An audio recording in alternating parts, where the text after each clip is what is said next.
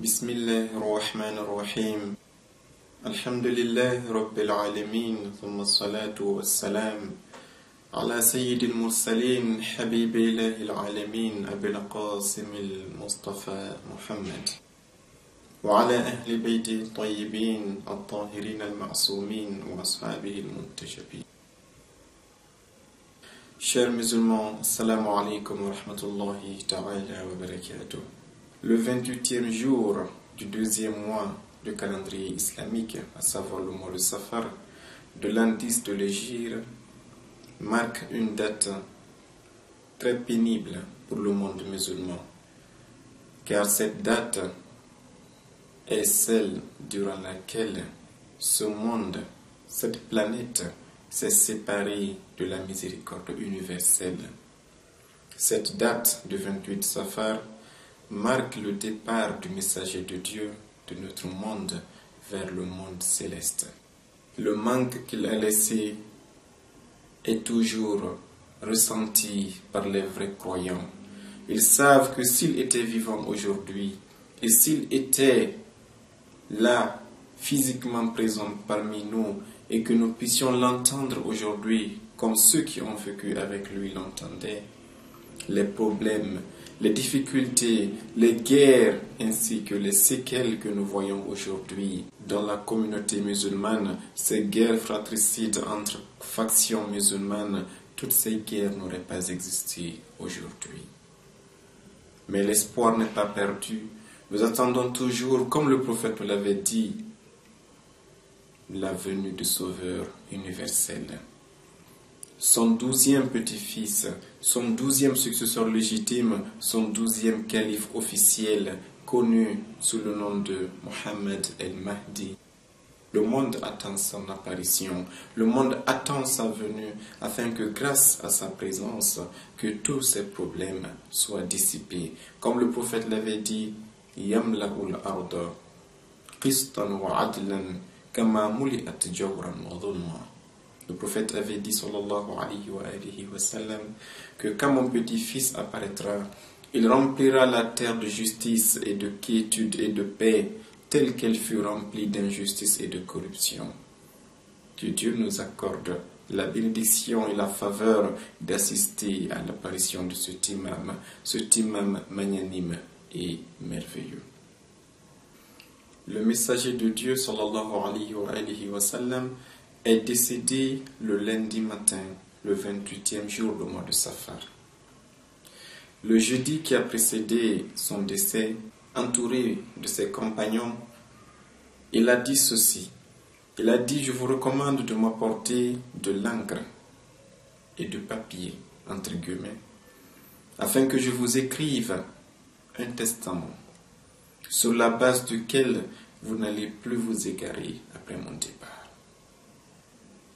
Quand il a donné cet ordre, certains compagnons qui étaient près de lui ont voulu s'acquitter de cette obligation de prophète, mais il y a eu quelqu'un qui s'appelle Omar ibn al-Khattab qui était présent. Il a dit non, laissez, le prophète ne se sent pas bien.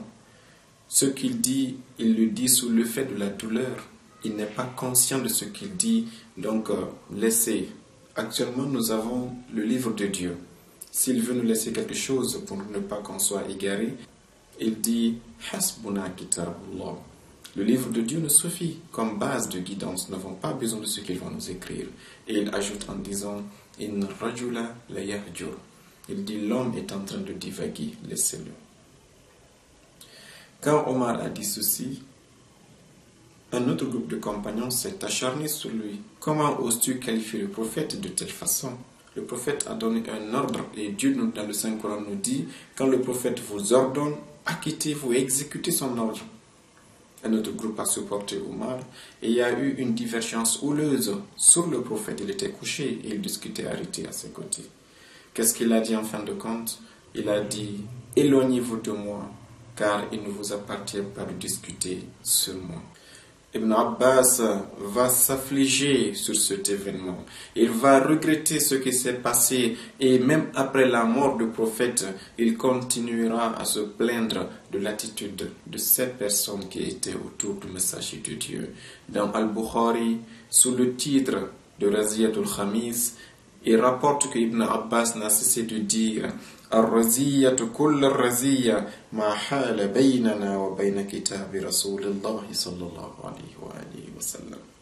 Ibn Abbas pleurait, il avait des larmes très très chaudes sur son visage et il disait les calamités, tous les problèmes de l'islam et toutes les calamités que nous avons eues résultent de cette désobéissance à l'ordre du prophète, de cet empêchement, de ce refus d'apporter cette encre et ce papier et de le donner au messager de Dieu.